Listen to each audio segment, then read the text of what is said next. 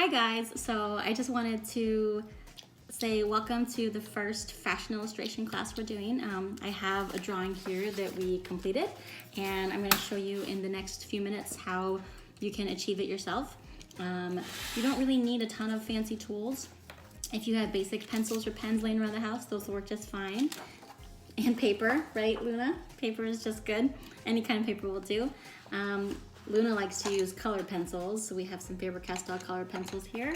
But go ahead and sit down. It's about a 15-minute video, and hopefully this can be a new craft and hobby that you can keep yourself busy with in this unique time. All right, thanks so much. Pencil. All right, so to get started, we're going to start by dividing up the page. And typically in drawing, there's this general rule of thumb that the body or the form is 7 heads, but in fashion illustration it's 9 heads. And what I mean by that is that when you divide this line, this axis that your body's going to be on, you divide it into 9 sections. Now personally, I prefer divided into 8, and I like that because I just think it's not so outlandish and it's just a little bit more accommodating to who my clientele is. So what I do is I draw a start line and a stop line on my page because you don't want to plan poorly and then be drawing off your page. And then I draw that line, I draw a hash mark in the middle of that line. Then I draw those 2 sections, I quarter those, and then I quarter those. So here I've got 1, 2, 3, 4, 5, 6, 7, 8 sections. Again, you can do 9, but I prefer 8. So this is my class and my rules. I'm just kidding. All right, so basic fashion illustration starts with shape and attitude. And what I'm doing here to start is I'm just going to draw basic shapes. So here is our head. It's going to start at the very top line. And we're just drawing almost like an egg shape, right? We're going to draw another egg shape on top of that. That's going to be our skull. And that's just a way for us to kind of flesh out a basic head. All right? And then we're going to draw draw an axis line. So where this axis line is, this is where our eyes are gonna fall, and this is the center where our nose is gonna fall.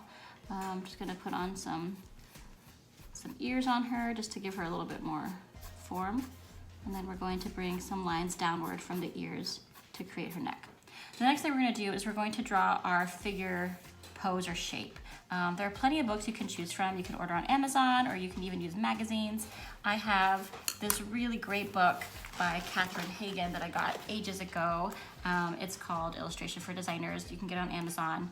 It's super 80s looking, but they have some really great pages in here on poses and things that you can reference for something like this.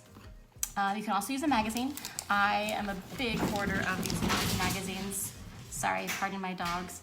I have these really great vintage magazines from the 50s and 60s, and you can use these for some poses too. Now, if you don't have that, just use your imagination. So that's what we're gonna do today. I'm gonna start with a really dramatic S-curve. It could be anything. It could be an S going this way, it could be an S going the other way, it could be a straight line, but for today's lesson, we're gonna do a really dramatic S-curve. So on this S-curve, this is the axis I'm gonna use to kind of lay out my body. So here's where the chest, the abdomen, the torso is gonna go, and then the hips are gonna kind of swing back a little bit somewhere right around here, all right? And then what we're gonna do is we're gonna draw some lines for our shoulders to fall on. And I'm drawing a line for our hips, and then we're drawing another line for the breast. And we're just gonna start filling in some shapes here. And again, this is a Giacometti method of drawing where we're just kind of starting to amass volume and shape with circles and ovals and rectangles.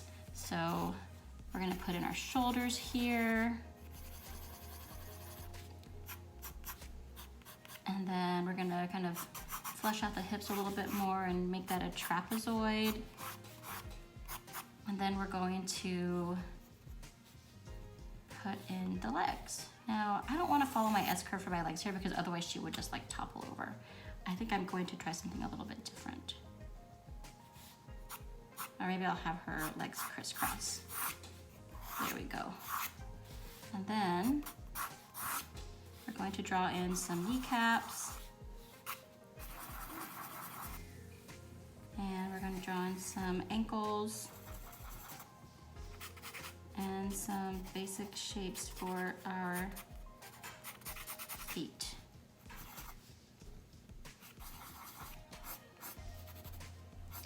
And the feet are sometimes difficult to do, so we're just doing some basic shapes right now, but most people do not know or reconcile in their minds that feet are about the same width and length as the head of the figure. So make sure that you accommodate those proportions. But again, this is a basic lesson, so we're gonna get into that another time. Okay, and as you notice too, like I had my ankles here and here, but I noticed maybe I overshot that a little bit, so I just moved them up. You know, you're not married to any of these lines when you make them. You can move them up or down based on how the drawing kind of evolves, okay? So I'm gonna put out some arms now. Maybe she's gonna have hands on hips to have a real fashion-y type attitude, and another hand kind of extending it downward. So here's an elbow, and I'm going to have a hand here. Hands and feet are easier to flesh out if you think of them as shapes. So my hand right now is like a really oblong trapezoid. Yeah, had to make sure I counted all those sides. All right, so now we're going to flesh in some other parts and pieces of the puzzle here. And that's going to be connecting the dots and drawing in the other muscles. So we have the forearms, the upper arms, and so on. Okay, so I'm gonna start over here. And we're just kind of drawing some big shapes to flesh out where the muscles might be. Okay, same with the thighs. And then the calves. And this knee looks like it's a little too high, so I'm gonna move that up. Unfortunately, I do not have an eraser with me today because I'm at my house, but we'll make this work. And again, we can always go over this with a darker pencil so that it can kind of cover some of those lines that we messed up earlier or made mistakes with earlier. All right, I draw my rib cage in to kind of connect some dots here. Okay, so now I'm ready to start really fleshing this out and defining it. Now that I've got all my basic shapes on the page, I can really start defining the form. Okay, so I might even go and take a different pencil. This pencil is a 4H. 4H is, it's a little bit of a softer lead, so it means it's a lighter graphite. And I use that when I first start drawing because it doesn't commit too much to my page. So I'm gonna go up to the B side of things. The B side of your pencils are gonna be darker, and they're gonna be softer lead, softer graphite that's going to come off darker on the page. All right, so we're gonna do a 2B. Maybe that's too drastic actually. Let's go to a 2H. We were at a 4H. 2H should be substantial upgrade. Okay, so we're gonna start connecting the muscles of our figure and kind of making her a little more, bringing her to life, so to speak. Okay, we're gonna basically just come in the curves there and refine. And it's okay if her body looks a little funky. She's an illustration, you know, she doesn't have to be lifelike. That's kind of the beauty of fashion illustration, is you can make it whatever you want. So like her torso right now is like super long, and her chest is like super high, but I kind of like this look. It gives her more of like a really fluid kind of figure, and I really like that. And then I'm just going to take this, and I like to exaggerate the hip area actually on my models. I think it looks very feminine and it's a little more romanticized, and I really like that. So here we're going to, here's her kneecap, and then we're going to, and I sometimes like to make the calves a little bit more defined and dramatic. So she's got like really intense calf muscles, like she plays soccer or something. And then belly button.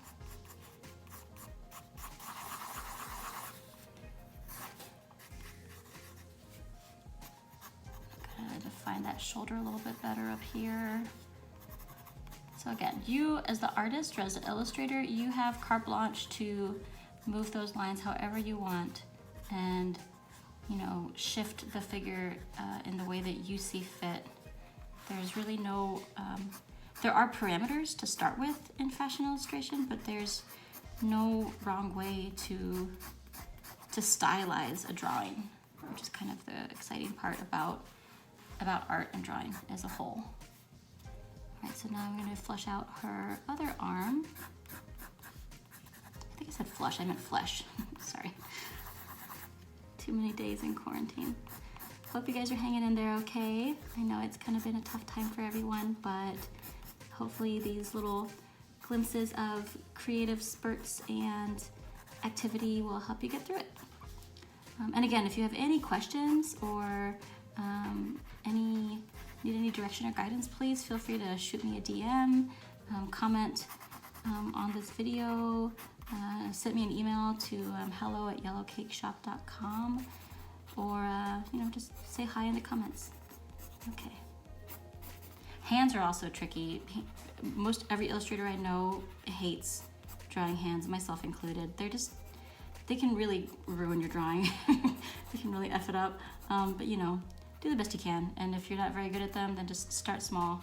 You know, start with shapes, like I did here with these fingers. You know, whatever you can do to make it look quasi-realistic. The world isn't gonna stop because the hands in your illustration look like claws. Okay, so now we're on the back leg. We're going to accentuate this calf muscle here. And then whenever I connect my ankles, I like to crisscross those lines just so that I make sure that my ankle is the right proportion. And once that's done, now I can go back in with a darker pencil with something on the B side because I'm still in the H's. I can go in with a B pencil and really refine this and finesse it to make it look really exciting and unique and super fashion-y. But there's our base form, and she's looking pretty good so far. She's a little squatty, but it's because I didn't make her 9 heads, I made her only 8. But now I'm gonna take a new pencil. I'm gonna do maybe a 2B or a 3B and go from there. Let's see, let's start with a 2B. And also I don't have a freaking pencil sharpener, so all my pencils are a little dull, but anyway. So I like to do dramatic things where my fashion figures, just because I think it makes them look a little more like Blade Runner meets, you know, Cherry 2000 meets Fifth Element. I think it's more fun that way, but you can do whatever kind of hair you like. And sometimes I leave my models faceless, but if you wanted to put a face, I just do a little hash mark for a nose.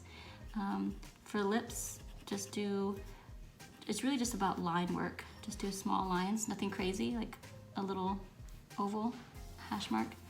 And then for the eyes, just gonna do just some, almost like we're just implying that she has eyes.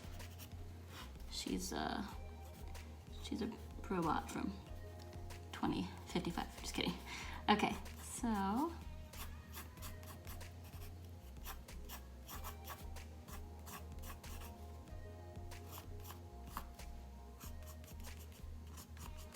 all right, now we're going to kind of refine the muscles a little bit more. And I'm just going in and refining on some parts of the body. I'm not going around and tracing every curve or every line. I'm just kind of going around the parts that I want to define intentionally. And then after we do that, we can put some clothes on her because girl is naked. She must be cold. All right.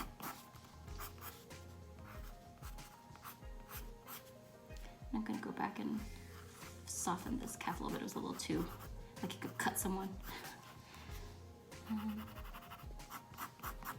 All right. I might just give her like a little leotard. And then we'll call this one done.